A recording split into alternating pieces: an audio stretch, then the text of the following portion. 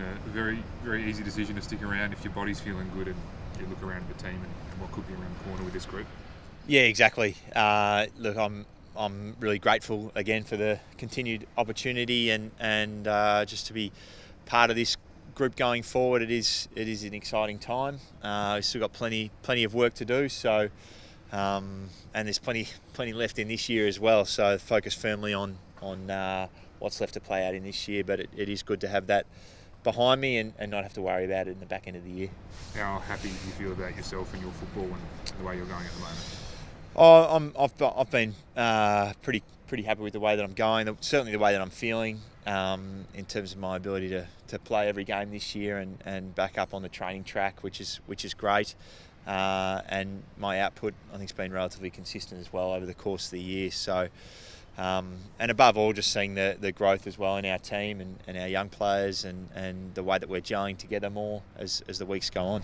What's the growth bring this year? I mean, obviously, it was that initial spurt of excitement that had everyone in the footy world talking, and then you guys have been going pretty well since, quietly going about your business, being in a lot of close games and winning some of them as well. What's the growth been in the group from this year alone? Well, I think improvement from sort of the second, third year players, Ollie Florent, James Rowbottom, Chad Warner in his second year.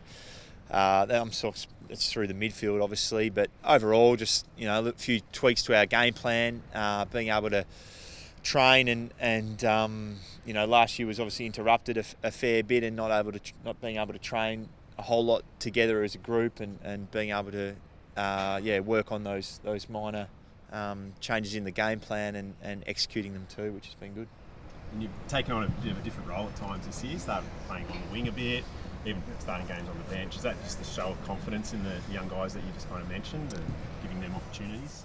Yeah, exactly. It's we're certainly not handing them out. They've earned them, and it's a show of confidence in the team as a whole. And when my turn comes, I go in there and play my role, and vice versa for anyone else. And that's that team aspect certainly been a big driver for our success this year. You arrived at the Swans during a pretty successful period, and so this has perhaps been the first list build you've been involved in. Have you been surprised at how quickly it's been able to be turned around and the contribution that these second, third year players are making now? I wouldn't say I'm surprised. I certainly could feel it the last few years, and although the win-loss record hadn't been in our favour the last couple of years in particular, we're certainly in a lot of games and showed the grit and the fight and just that extra little bit of percent to get us over the line. So it's good to see that I think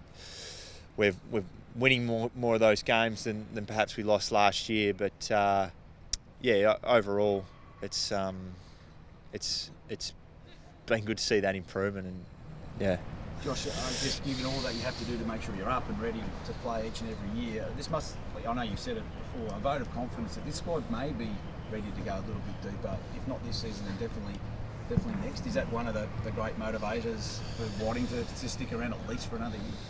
Yeah, absolutely. That's the biggest motivating factor, I think, just to try and work our way up the pointy of the ladder and taste that success again. But we've still got plenty of work to do, no doubt about that. And we've shown throughout the course of the year that our best footy is capable to match it with anyone. But to be able to do that week in, week out, quarter after quarter, that's what the best sides do. And I think we've still got a gap to make up there. You're not an old man by any stretch, but depends who you talk to. A veteran, if we can say that. But how do these young guys keep you young, keep you enthused? It obviously rubs off on you a bit, I guess, if you're this keen to make sure you stick around and do the hard stuff. It's a beauty, I think, of being involved in a footy club. I think you're sort of eternally just stuck around that 25 age bracket. I think when you first come into the club, you're forced to, especially coming up to Sydney, if you've come from interstate, you're forced to grow up pretty quickly and fend for yourself and learn very quickly what it takes to be a professional athlete and make a lot of sacrifices. And then when you get to the end that I'm at now, you've sort of got to try and keep up with the new fads and the new phases. which has been fun too. But it's just I really enjoy a great group of players, great group of guys that really enjoy each other's company, and I'm happy to come along for the ride. How important would it be for their development if we can get a start at the finals this year? A good crack to see, give them a taste of what it's like.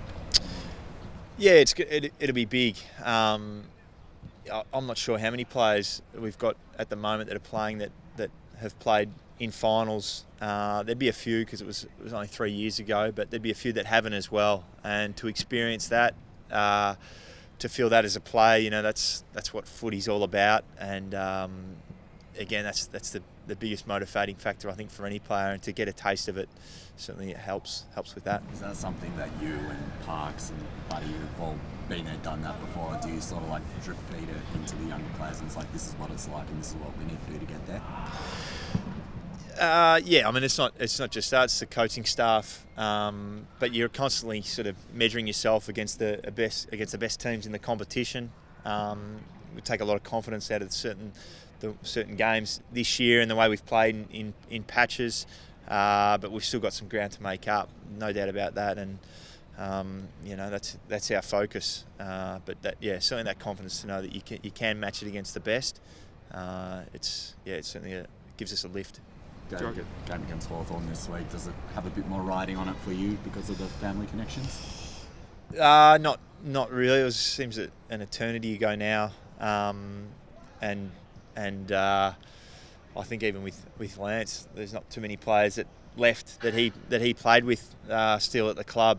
So it's not really about that. It's about the position we're in at the moment and trying to capitalise on that. Is that the same feel? It used to be a blockbuster, didn't it, for years and years, this one, and unfortunately with the Hawks where they are, it's fallen down the rung a little bit. How does it feel on your side of the fence? Yeah, no, it's still.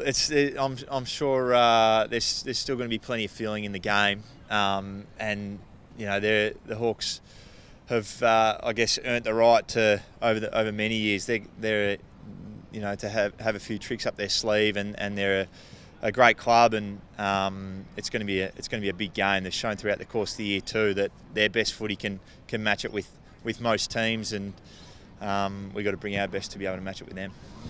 Gary, just wondering if we can get your thoughts or reaction to some of the news doing the rounds yesterday around Adam Goodes and obviously turning down a Hall of Fame spot. It was a sad day for footy everywhere yesterday. What was it like for you? What was your take?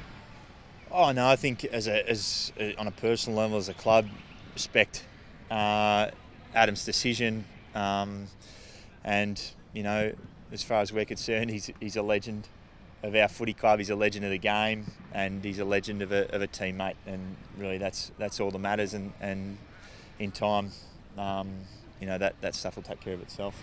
Do you think there will be a time though, mate? I'm not too sure. And it's no point me really speculating. But as I said, he's not going to change anything really. He's officially a legend of the Swans football club, and he would be of the AFL, whether he wants to accept that or not in our eyes. With that labouring, I guess some would say, well, what else can the game do? Like, they missed their chance early on. They've tried to play catch up. There's only so many times I guess you can say sorry in a way, and when maybe just at a place where Adam may never come back. Look, again, I'm not too sure. I can't answer that on behalf of Adam, but I don't know. And it's not my place, I don't think, to say. But yeah, as I said, I just reiterate the fact that it doesn't change anything in our eyes. He's an absolute champion. You or the club, reached out to Adam just to remind him that you're supporting him? Oh, not me personally. Haven't spoken to him in the last couple of days, but no,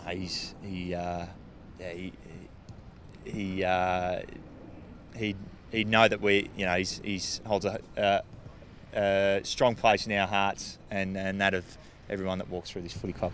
Is it important for the club, I guess, to still have that connection with Adam? Adam's obviously got some feelings towards the AFL, but those feelings don't necessarily apply to the Swans. Like, he's obviously extremely highly regarded here still, and the club still matters a great deal to him, obviously. Yeah, I'm sure if you asked him that, and I know in my dealings that he's got a huge connection still with the footy club and the Bloods, and yeah, I'm sure that will never change.